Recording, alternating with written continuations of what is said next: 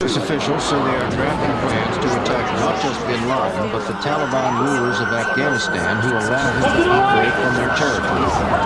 Killing bin Laden and destroying his camps or forcing the Taliban.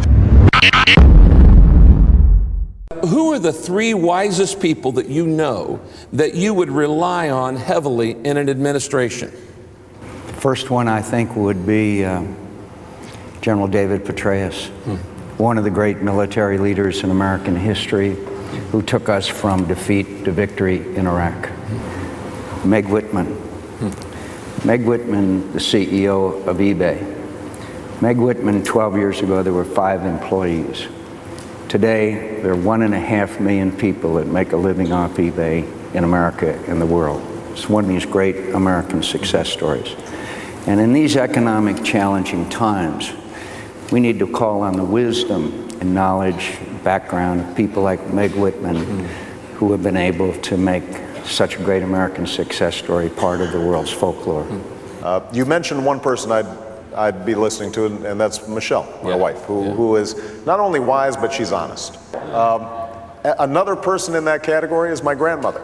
What would be, looking over your life, everybody's got weaknesses, nobody's perfect, would be the greatest moral failure in your life, and what would be the greatest moral failure of America? I had a difficult youth. My father wasn't in the house. I've written about this. There were times where I experimented with drugs, I drank. I was so obsessed with me and the reasons that I might be dissatisfied that I couldn't focus on other people. What about America? Now, I think America's greatest moral failure in my lifetime has been that we still don't abide by that basic precept in Matthew, that whatever you do for the least of my brothers, you do for me. My greatest moral failing, and I have been a very imperfect person,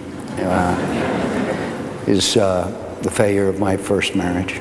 I think America's greatest moral failure has been throughout our existence. Perhaps we have not devoted ourselves to causes greater than our self-interest, although we've been the best at it of anybody in the world.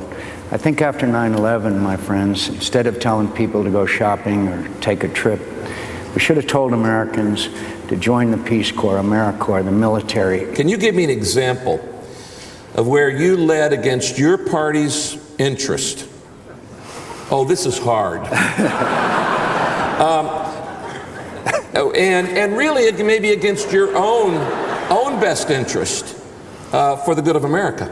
By a strange coincidence, I was not elected Miss Congeniality again in the United States Senate this year. I don't know why. I don't know why.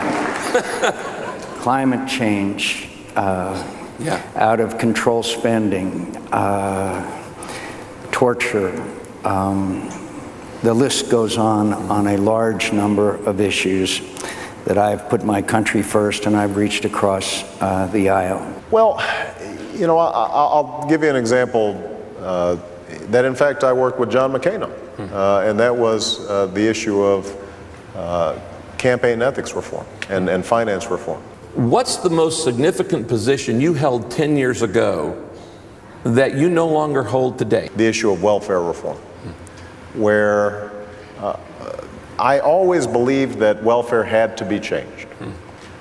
I was much more concerned 10 years ago when President Clinton initially signed the bill that this could have disastrous results. Offshore drilling, we got to drill now and we got to drill here and we got to become independent and far and away. But this is a national security issue. We're sending $700 billion a year to countries that don't like us very much, that some of that money is ending up in the hands of terrorist organizations.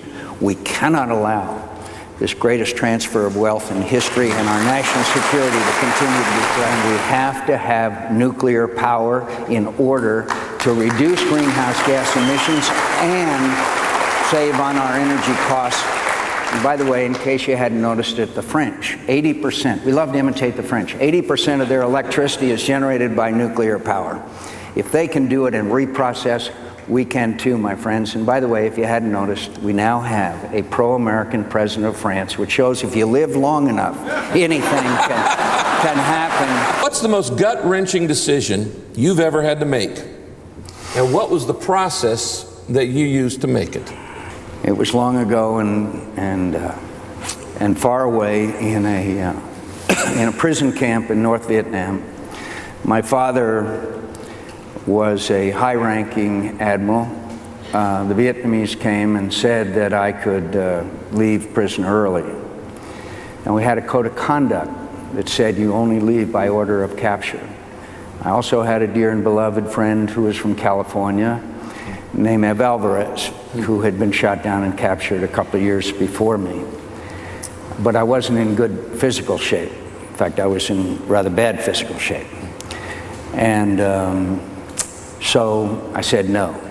Now, in interest of full disclosure, I'm very happy I didn't know the war was going to last for another 3 years or so. But I said no, and I'll never forget sitting in my last answer, and the high-ranking officer offered it, slammed the door, and the interrogator said, "Go back to your cell.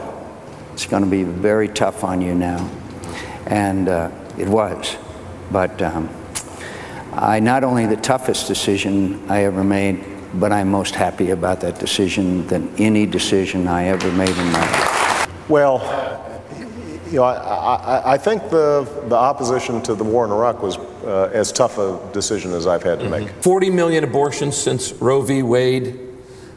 Some people who believe that life begins at conception would say that's a Holocaust for many people. What point is a baby entitled to human rights? At the moment of conception.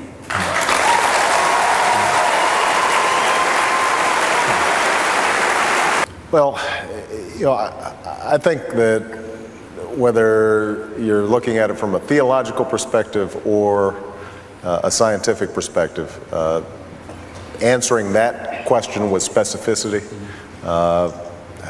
is above my pay grade. I am pro-choice. I believe in Roe versus Wade. Define marriage. I believe that marriage is the union between a man and a woman. A union between man and woman, between one man and one woman. That's my definition of marriage. We've got a bill right here in California, Proposition 8, yes, that's going on because the court overturned yes, this definition of marriage. Yes. Was the Supreme Court of California wrong? I believe they were wrong. Does evil exist? And if so, should we ignore it, negotiate with it, contain it, or defeat it? Defeat it.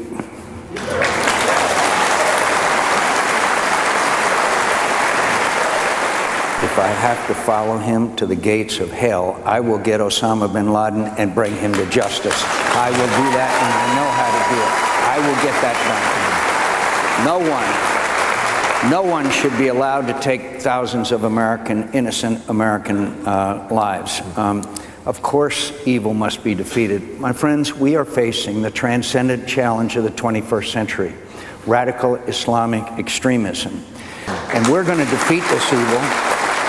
And the central battleground, according to David Petraeus and Osama bin Laden, is Baghdad, Mosul, Basra, and Iraq. And we are winning and we are succeeding, and our troops will come home with honor and with victory and not in defeat. Evil does exist. The one thing that I think is very important is for us to have some humility in how we approach the issue of confronting evil. Because a lot of evil has been perpetrated based on the claim that we were trying to confront evil. In the name of good. In the name of good. Just because we think our intentions are good doesn't always mean that we're going to be doing good. Which existing Supreme Court justices would you not have nominated?